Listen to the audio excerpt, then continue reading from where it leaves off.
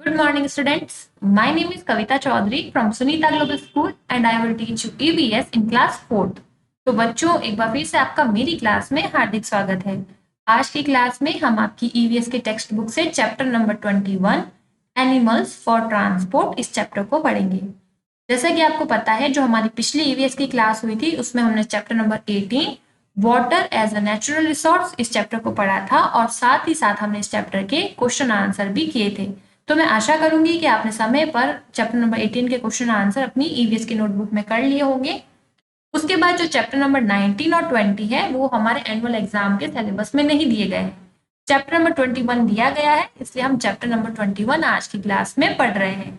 Chapter number 21 का name क्या है? Animals for transport. अब एनिमल्स फॉर ट्रांसपोर्ट का मतलब क्या होता है? ट्रांसपोर्ट का मतलब होता है परिवहन। तो हम लिखेंगे परिवहन के लिए जानवर या जंतु। परिवहन के लिए जंतु।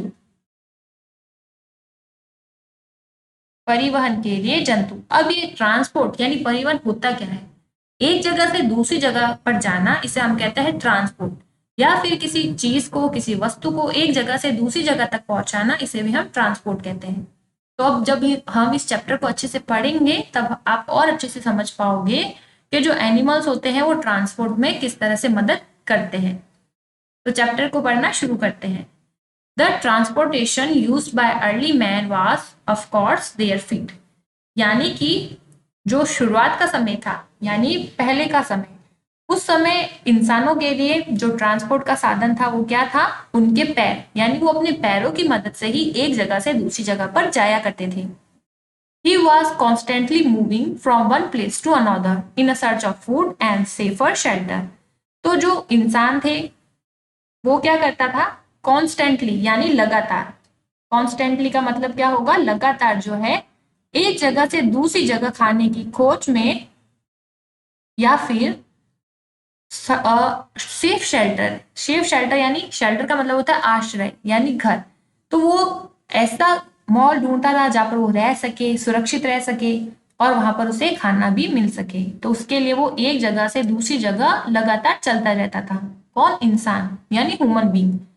He did not live permanently at a one place. और वो जो इंसान है, जो पहले के जमाने के यानी पुराने के समय के इंसान जो थे, वो परमानेंटली यानी कि स्थायी रूप से एक जगह कभी भी नहीं रहते थे। It is believed that he train dogs to help him in hunting wild animals. तो ऐसा माना जाता है, ऐसा विश्वास किया जाता है कि इंसानों ने डॉग्स को यानी कुत्तों को जंगली जानवरों को मारने के लिए, जंगली जानवरों को मारने में उनकी मदद करने के लिए जो डॉग्स है उनको ट्रेंड किया, यानी उनको सिखाया कि किस तरह से वाइल्ड एनिमल्स को मारना है। When the hunter and a food gatherer become a food producer, he started living a settled life. यानी कि ये कह रहे हैं कि जब हंटर यानी शिकारी और फूड गैदरर का मतलब होता है भोजन संग्राहक, यानी जो भोजन का संग्रह करता है। यानी कि ह्यूमन बीइंग, वो हंटर भी था, शिकार भी करता था और खाना भी संग्रह करता था यानी खाता था। Become a food producer. Food producer यानी जो धान उगाने वाले होते हैं, जैसे कि किसान। तो जब हंटर और food gatherer become a food producer, he started living a settled life. यानी जब शिकारी और भोजन संग्रह करने वाले लोग उन्होंने जब फूड प्रोड्यूसर बने, यानी कि फसल को पैदा करने वाले बने, फसल उगाना जब उन्हें आ गया तो उन्होंने क्या किया? He started living a settled life. तो उन्होंने सेटल्ड लाइफ जीना शुरू किया, यानी एक जगह पर रहना, वहीं पर हमेशा के लिए रहना, परमानेंटली रहना और साथ ही साथ वहीं पर खेती करना, ये सब उन्होंने शुरू किया। He needed help to plough the fields and carry loads from one place to another. तो उन्हें जो है खेतों को जोतने के लिए, प्लग करना यानी जोतना, और सामान को उठाने के लिए कैरी लोड्स यानी सामान को उठाना, एक जगह से दूसरी जगह सामान को भेजना, इसके लिए मदद की जरूरत थी। So he started domesticating animals. इसलिए उसने क्या किया? जानवरों को पालना शुरू किया। Like a horse and donkey for transportation. जैसे कि घोड़े और गधे जैसे जानवरों को उसने पालना शुरू किया, यानी ह्यूमन बीइंग ने पालना शुरू किया। Donkeys and horse were probably the first animals to be domesticated. शायद जो है ऐसा माना जाता है कि जो डंकीज है यानी जो गधे हैं और जो हॉर्स है यानी घोड़े हैं उनको सबसे पहले पाला गया था। यानी जब जानवरों को पालना शुरू किया था तो डंकी और हॉर्स यानी कि गधे और हॉर्स यानी घोड़े, ऐसे दो एनिमल्स थे जिन्हें शायद सबसे पहले पाला गया। Later on man train oxen and camels for ploughing fields. उसके बाद जो इंसान था उसने किसको पाला, किसको ट्रेन किया, बैलों को और ऊंटों को खेतों को जोतने के लिए, ड्राइविंग वाटर फ्रॉम वेल्स यानी कुओं से पानी खींचने के लिए, एंड पुलिंग कार्ट्स यानी गाड़ियों को ढोने के लिए, खींचने के लिए उसने ऑक्सन यानी बैलों को और ऊंटों को पालना शुरू किया। It made the movement of people and goods easy. तो इससे क्या हुआ, लोगों का जो चलने का मूवमेंट था यानी एक जगह से दूसरी जगह जाना वो आसान हो गया, और साथ ही साथ चीजों को भी एक जगह से दूसरी जगह ले जाना, सामान को एक जगह से दूसरी जगह ले जाना भी आसान हो गया। In villages and small towns, even today, oxen and bullocks are used to carry loads and pull carts over कच्चा और पक्का roads। अब गांवों में यानी कि जो छोटे छोटे कस्बे होते हैं, स्मॉल टाउन्स यानी छोटे से कस्बे, यहाँ तक कि आज भी, इवन टुडे यानी यहाँ तक आज भी जो है ऑक्सन और बुलॉक्स यानी बैले और जो बैलगाड़ियां होती है उनका इस्तेमाल जो है सामान को इधर से उधर ले जाने में और गाड़ियों को पुल कार्ट्स यानी गाड़ियों को खींचने में, यहाँ तक कि कच्ची रोड हो चाहे पक्की रोड हो उस पर जो है बुलडॉग्स और ऑक्सन का इस्तेमाल आज भी होता है। They play an important role in trade by linking village to cities. तो जो ये है ना, जैसे कि अपने ऑक्सन है, बुलडॉग है, इन्होंने क्या किया है, विलेज को सिटी से में जोड़ने में इनका मेन योगदान है यानी महत्वपूर्ण योगदान है। Mules, asses and donkey move slowly. Mules यानी खच्चर, म्यूल का मतलब क्या होगा, खच्चर, म्यूल्स का अर्थ हो जाएगा खच्चर। एसेस, एसेस यानी जो गधे होते हैं, एसेस हम वैसे तो डंकी बोलते हैं पर एसेस का मतलब भी गधे होता है, डंकी यानी भी गधे। मूव स्लोली, तो खच्चर और गधे क्या करते हैं, धीरे धीरे चलते हैं। But are sturdy and hands are useful in the mountains to carry big stones। पर ये क्या होते हैं, हट्टे कट्टे होते हैं, यानी कि ये क्या कर सकते हैं, माउंटेन्स पर यानी पर्वतों पर बड़े बड़े पत्थर, मिट्टी, ईंटें ये उठाकर लिए जा सकते हैं। स्टर्डी यानी हट्टे कट्टे, यानी आप इस पर कितना भी माल रख दो ये ढो लेते हैं, ठीक है। Indian Army also uses them to transport their equipment and rations in the hilly areas। तो जो इंडियन आर्मी है यानी भारतीय सेना, वो भी इनका इस्तेमाल जो है अपने सामान को, अपने उपकरण, इक्विपमेंट यानी जो उपकरण होते हैं उनको, और अपने राशन को हिली एरिया तक यानी पहाड़ी एरिया तक पहुंचाने में इनकी ही मदद लेती है, खच्चर की और गधों की। अब बात करते हैं do you know. Do you know क्या दे रखा है, dogs and reindeer pull sledges over snow and ice covered lands. यानी कि जो डॉग्स और रेनडियर है वो क्या करते हैं, स्नो पे और जो आइस कवर्ड लैंड्स होती है यानी ऐसा रास्ता जिसको किसने ढक लिया है, बर्फ ने ढक लिया है, वहां पर ये एक वाहन के रूप में इस्तेमाल किए जाते हैं। उसके बाद डू यू नो का एक और फैक्ट है, oxen and camels are known as the beasts of burden.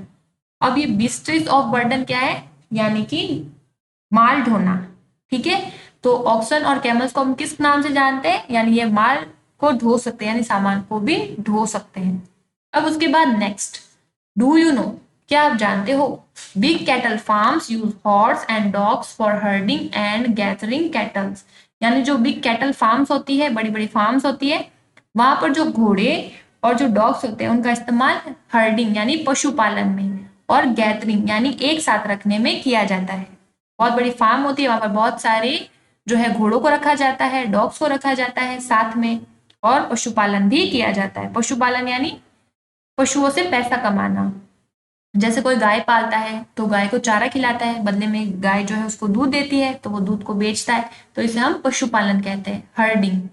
अब उसके बाद है next paragraph, horses are known for their speed and grace. यानी जो घोड़े हैं वो किसके लिए जाने जाते हैं, अपनी स्पीड यानी गति के लिए और अपने ग्रेस यानी अपने आकर्षण के लिए माने जाते हैं।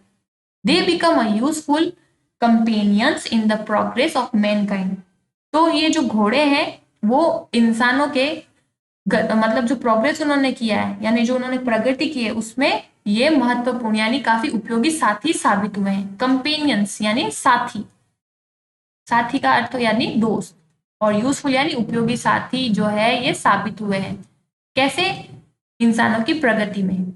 अ horse help man to carry his loads as well as travel over a great distance.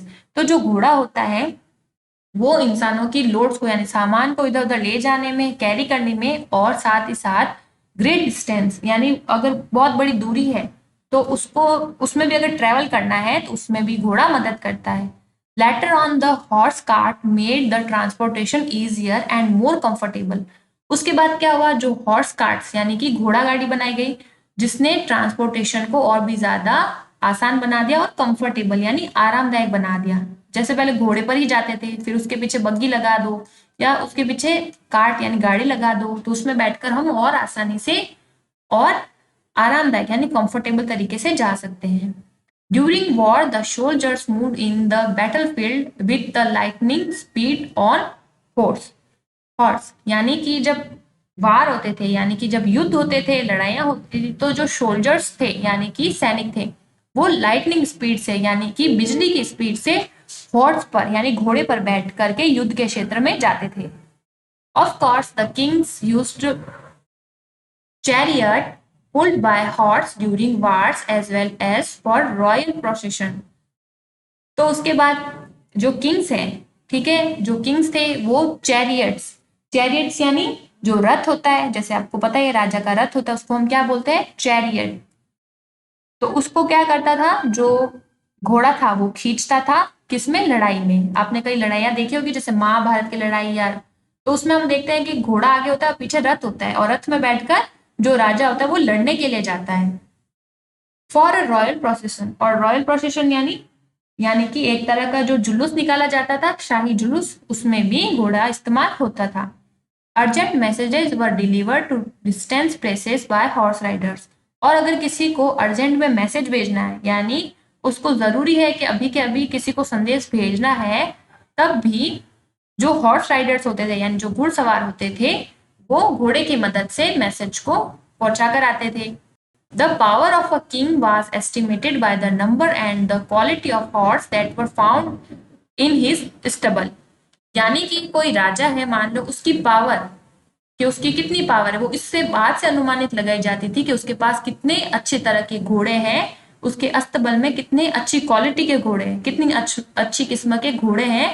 तभी उस राजा की क्या, उस राजा के पावर को माना जाता था कि भाई इस राजा का इतना पावर है। जैसे आपने कभी सुना होगा कि कई ऐसी, मान लो कोई आपने मूवी देखी होगी राजा वाली, कि भाई हमारे यहाँ तो 200 घोड़े हैं। मैं और उस टाइम घोड़े भी जो थे वो महंगे मिलते थे, वैसे अभी भी मिलते हैं महंगे। तो घोड़ा जो है काफी एक क्या है, इसकी गति बहुत तेज होती है, तो किसी भी राजा के पावर का जो है अनुमान इस बात से ही लगा लेते थे कि उसके अस्तबल में कितने अच्छे घोड़े हैं। उसके बाद पढ़ते हैं, even now, no procession is complete without the beautifully decorated horse carrying his riders, army and police still trained and use horse। यानी कि अब भी कोई भी जुलूस, जैसे जुलूस निकाला जाता है, प्रोसेशन यानी जुलूस, वो बिना घोड़ों को सजाए हुए और उनके ऊपर अगर घुड़सवार नहीं बैठा हो तो कोई भी जुलूस जो है पूरा नहीं हो सकता। Army and police still train and use horses. तो जो आर्मी और पुलिस है वो अभी भी घोड़ों को ट्रेन कर रही है और घोड़ों का इस्तेमाल कर रही है।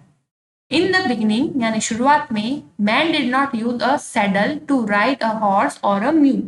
अब सैडल यानी काठी, ठीक है, जैसे काठी होती है ना, अपन घोड़ा तो चलाते हैं या घोड़े पर बैठकर चलते हैं, पर उसको हम क्या करते हैं, नियंत्रण भी करते हैं उस पर। तो वो उसके लिए जब शुरुआत में इंसानों ने घोड़ों का इस्तेमाल किया था तो उसके लिए काठी नहीं थी। But later on he started using saddle to make their riding more comfortable. उसके बाद उसने क्या किया, काठी, घोड़े पर काठी का इस्तेमाल करना शुरू किया ताकि उसकी जो यात्रा है वो और ज्यादा आरामदायक हो सके। तो इस तरह से आज की क्लास में हमने क्या क्या पढ़ा है। आज की क्लास में हमने chapter number animals for transport animals for transport chapter number 21 पढ़ना शुरू किया है। इस चैप्टर में हम पढ़ रहे हैं कि कैसे जो जानवर होते हैं वो परिवहन में यानी एक जगह से दूसरी जगह जाने में या सामान को एक जगह से दूसरी जगह ढोने में किस तरह से इंसानों की मदद करते हैं। तो मैंने आपको बताया कि पहले का जो इंसान था वो क्या करता था, अपने पैरों की मदद से ही एक जगह से दूसरी जगह जाता था। उसके बाद वो क्या करता था, खाने की खोज और एक सेफ शेल्टर को ढूंढता था, पर कभी भी परमानेंट नहीं रहता था। पर जब उसके बाद जब उसने खेती करना सीखा तो उसने एक सेटल्ड लाइफ को जीना सीखा, यानी कि एक जगह पर रहता और खेती करता। अब जब खेती कर रहा है इंसान तो उसे किसकी जरूरत है, खेतों को जोतने की और सामान को इधर से उधर ले जाने की। तो उसने क्या किया, जानवरों को पालना शुरू किया। सबसे पहले ऐसा माना जाता है कि हॉर्स और जो डोंकी यानी कि घोड़ा और जो गधा है उसका इस्तेमाल किया गया था। उसके बाद उन्होंने क्या किया, इंसानों ने बैलों को और ऊँटों को भी खेतों को जोतने में, पानी को कुओं से खींचने में और सामान को इधर से उधर ले जाने में इस्तेमाल किया। यहाँ तक कि अब भी गांवों में क्या किया जाता है, बुलडॉग्स का और साथ ही साथ जो ऑक्सियन होता है इनका इस्तेमाल, चाहे कच्ची रोड हो चाहे पक्की रोड, वहां पर सामान को लोड करने में इनका इस्तेमाल किया जाता है। और ये शहरों और गांवों के बीच की एक क्या है, एक लिंकिंग है, यानी एक उनके बीच का जुड़ाव है और उसमें इंपॉर्टेंट रोल ये निभाते हैं। उसके बाद हमने पढ़ा कि आज भी जो है, जो इंडियन आर्मी है वो अपने उपकरण और अपना जो राशन है, अगर अपने हिली एरियाज में यानी पर्वतों के जो एरिया होते हैं, पहाड़ों के एरिया, वहां पर अगर अपना राशन वगैरह पहुंचाना है तो वो इन्हीं का मदद लेते हैं, यानी किसका, बैलों का और गधों का, खच्चरों का। फिर हमने पढ़ा कि जो हॉर्स, अब हमने पढ़ा हॉर्स के बारे में। तो जो हॉर्स यानी घोड़ा होता है वो अपनी स्पीड से और अपने ग्रेस के कारण जाना जाता है। स्पीड उसकी बहुत तेज होती है और ग्रेस यानी उसका आकर्षण यानी वो सुंदर भी लगता है। और इंसानों की जो प्रोग्रेस हुई है उसमें इसका बहुत महत्वपूर्ण योगदान भी रहा है। जो एक घोड़ा होता है वो इंसान के लोड के साथ साथ उसको अगर बहुत दूरी पर जाना है उसमें भी उसकी मदद करता है। उसके बाद इंसान ने क्या किया, हॉर्स कार्ट बनाई, यानी हॉर्स कार्ट यानी जो पीछे की गाड़ी होती है वो लगाई, जिससे उसका ट्रांसपोर्टेशन यानी इधर उधर जाना और भी आसान हुआ, आरामदायक हुआ। और जब लड़ाइयां होती थी, युद्ध होते थे, ड्यूरिंग वार यानी वार के दौरान, युद्ध के दौरान जो सोल्जर यानी सैनिक होते थे वो बिजली की स्पीड से बैटलफील्ड यानी युद्ध के क्षेत्र में, युद्ध के मैदान में जाया करते थे। जो किंग होते थे यानी जो राजा होते थे, उनके घोड़े के पीछे अपना रथ लगाते थे जो घोड़ा खींचता था। और किसी भी राजा का जो पावर है वो इस बात से अनुमान लगाया जाता था कि उसके अस्तबल में कितने घोड़े हैं, कितने अच्छी क्वालिटी के घोड़े हैं।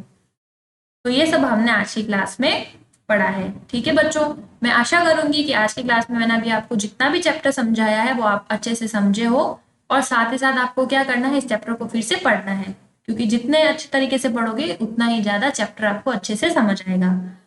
तो आज की क्लास में इतना ही। नेक्स्ट क्लास में हम बाकी का जो चैप्टर है उस चैप्टर के बारे में डिस्कस करेंगे। तो आज की क्लास में इतना ही बच्चों, मिलते हैं अगली क्लास में, तब तक के लिए थैंक यू।